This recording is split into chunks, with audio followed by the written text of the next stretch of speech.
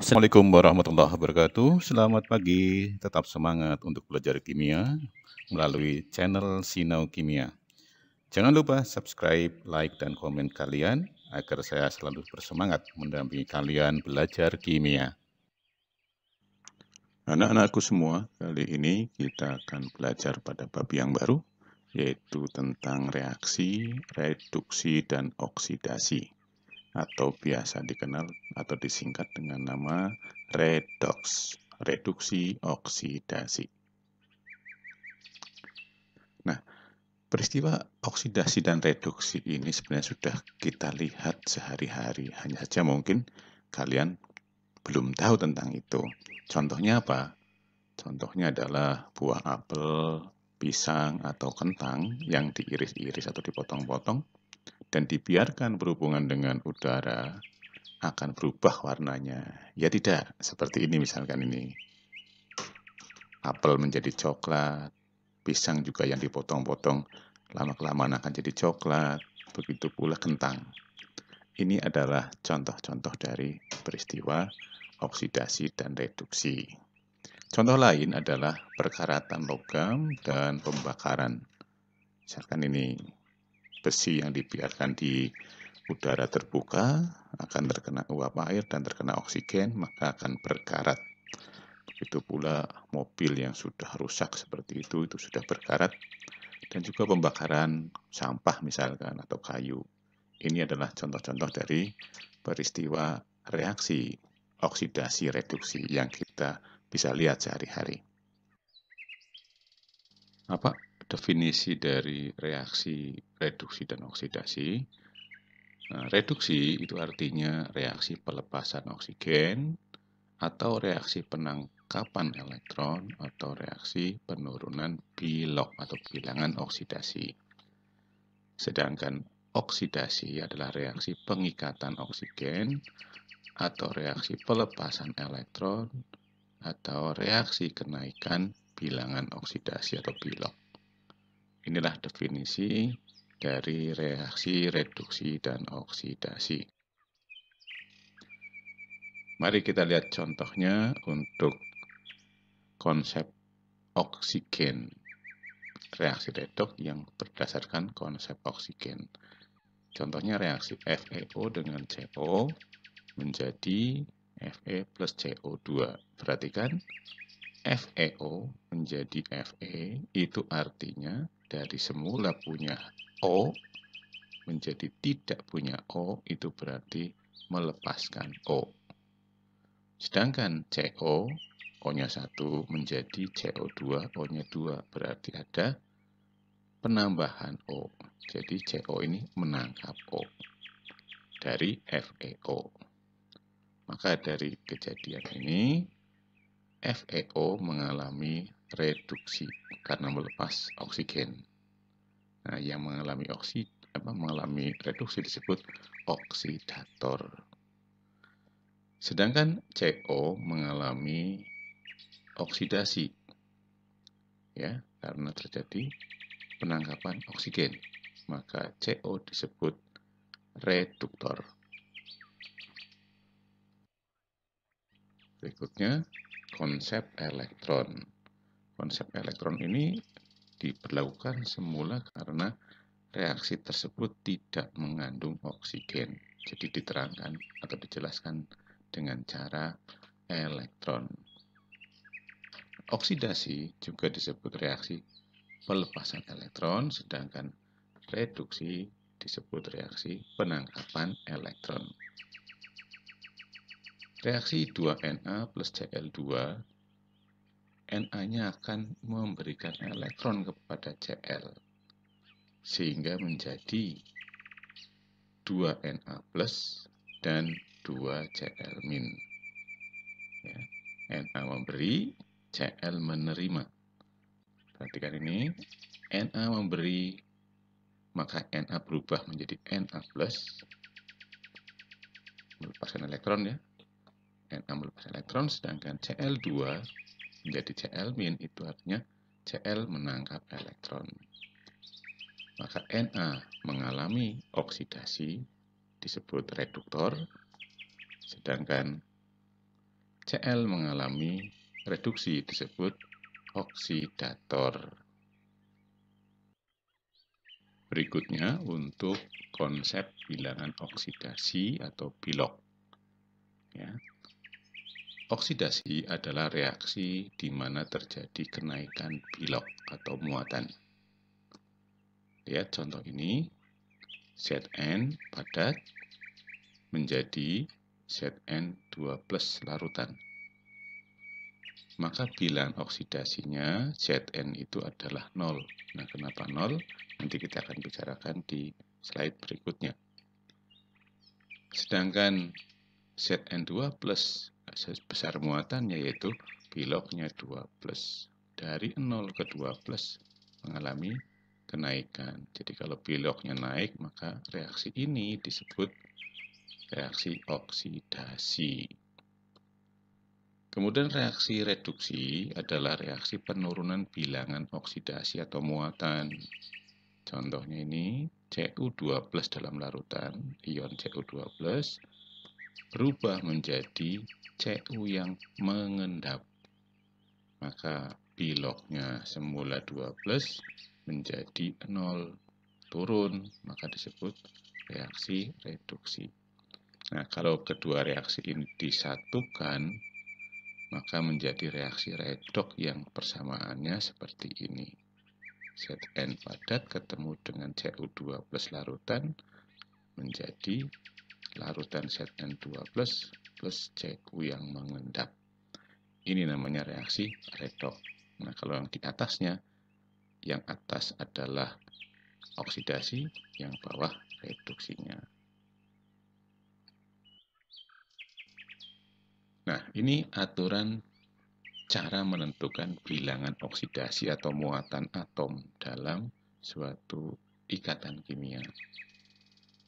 Yang pertama, bilangan oksidasi unsur bebas, artinya ini tidak berikatan dengan siapapun, Fe, Cu, S, O2, H2, Cl2, dan sebagainya. Unsur bebas ini biloknya adalah 0. Yang kedua, bilok O, oksigen dalam senyawa umumnya -2, kecuali dalam peroksida. Rumusnya H2O2, di situ O-nya adalah -1. Yang ketiga, bilok H dalam senyawa umumnya +1, kecuali dalam senyawa hidrida, misalkan NaH. Senyawa hidrida itu adalah senyawa antara logam dengan hidrogen. Maka hidrogen di situ biloknya adalah -1. Yang keempat, bilok logam alkali dan alkali tanah, yaitu golongan 1A dan 2A, dalam senyawa, maka biloknya adalah +1 dan +2. Untuk halogen golongan 7A terdiri dari FCl, Bri, maka dalam senyawa halida adalah -1. Senyawa halida itu misalkan NaCl, ya, CaCl2, BaBr2, dan sebagainya. Yang keenam, bilok ion monoatom seperti Ca2+, S2-, Al3+, mono itu artinya satu atom. Ya, Ca-nya satu kan, nah, Ca2+. Tapi kalau ada SO4 2-, nah itu SO4 itu bukan monoatomik tapi poliatomik. Nah, kalau monoatom maka biloknya sebesar muatannya.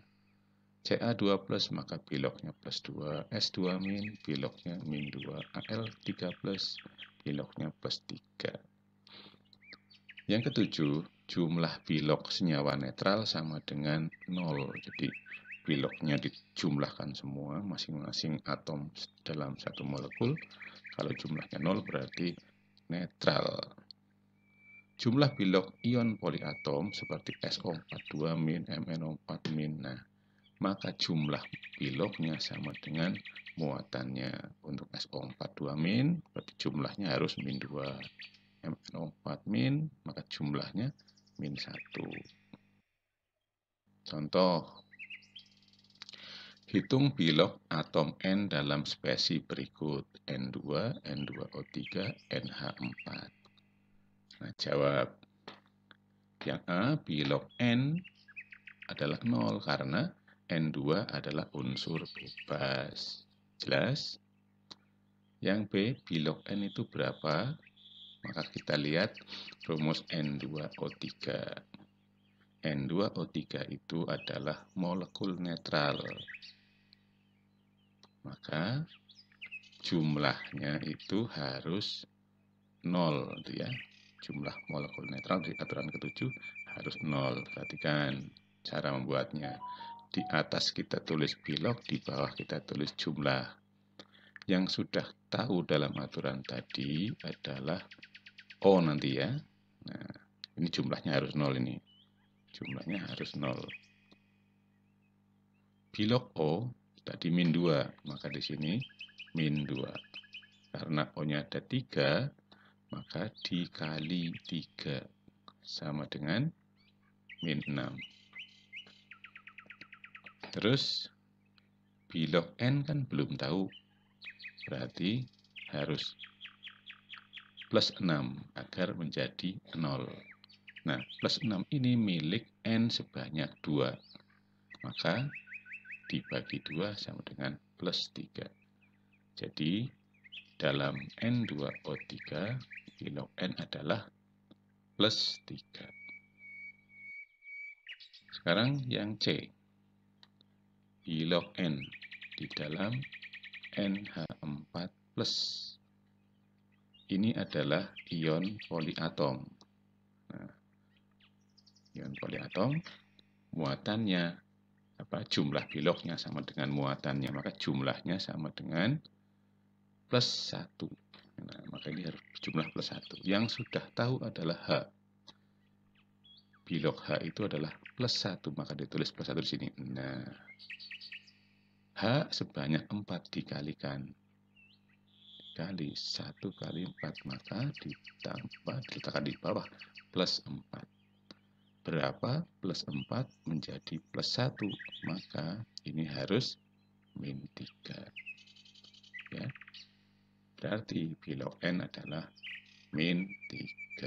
Gitu. Oke.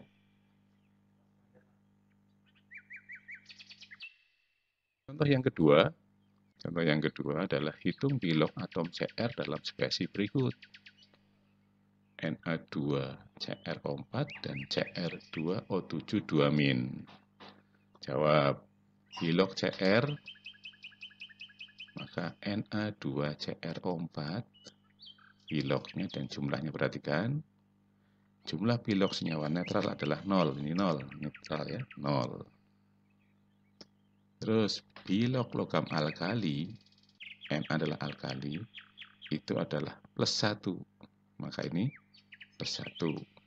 Karena banyaknya 2 dikalikan sama dengan plus 2.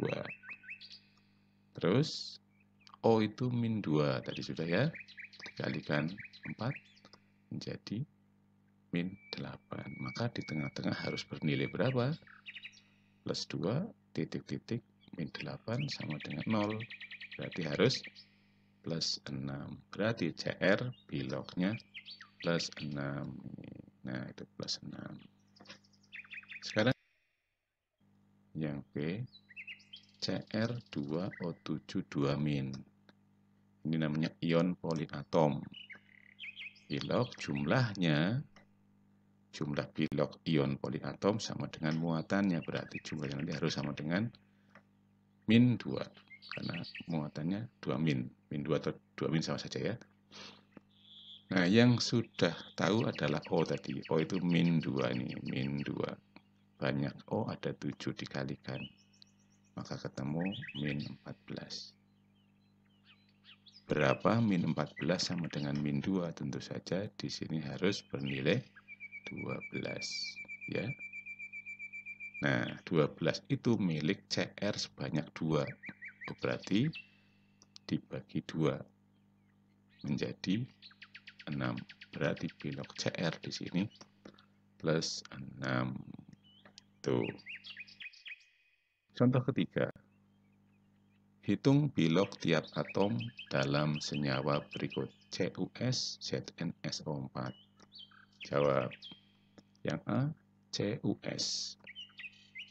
Maka kalau kita tidak tahu apanya ini, masing-masing kuncinya, Cu tidak ada di dalam aturan, S juga tidak ada, maka dibelah ini. Logam dengan non-logamnya dibelah menjadi S2-, berarti Cu-nya 2+. Nah, tahunya dari 2- dari mana? Nanti di akhir slide akan saya tunjukkan muatan-muatan dari ion poliatom, dari ion-ion. Maka Pi log Cu plus 2, Pi log S min 2 sesuai dengan muatannya untuk atom monoatomik, untuk ion monoatomik. Yang B, Zn SO4, maka ini pun dibelah. Zn tidak ada aturannya di sana. Adanya adalah alkali dan alkali tanah, maka Zn tidak ada, lalu dibelah begini. Dibelah SO4 2-. Nah, tahunya dari mana? Dari tabel nanti. Maka Zn-nya adalah 2+, karena 2- ketemu 2+ sama dengan 0. Gitu. Muatannya harus sama, 0. Nah, SO4 itu kalau mau dihitung, muatannya adalah jumlahnya -2, karena ion poliatom. S-nya, O-nya itu -2 kali 4, maka -8, titik-titik -8 sama dengan -2, maka di sini diisi +6, berarti Pi log S-nya adalah +6. Maka Pi log Zn-nya 12 atau +2, S-nya +6, dan O-nya -2. Ini Pi log tiap atomnya. Nah, ini yang saya maksudkan, bahwa ion-ion itu memiliki muatan tertentu. Ya, seperti yang kalian lihat tadi, S ini kamu lihat di paling bawah sebelah kanan itu, S2-, gitu. SO4 di atasnya lagi, SO4 2-, dan sebagainya. Nah, nanti ini bisa digunakan untuk mengingat-ingat jumlah muatannya.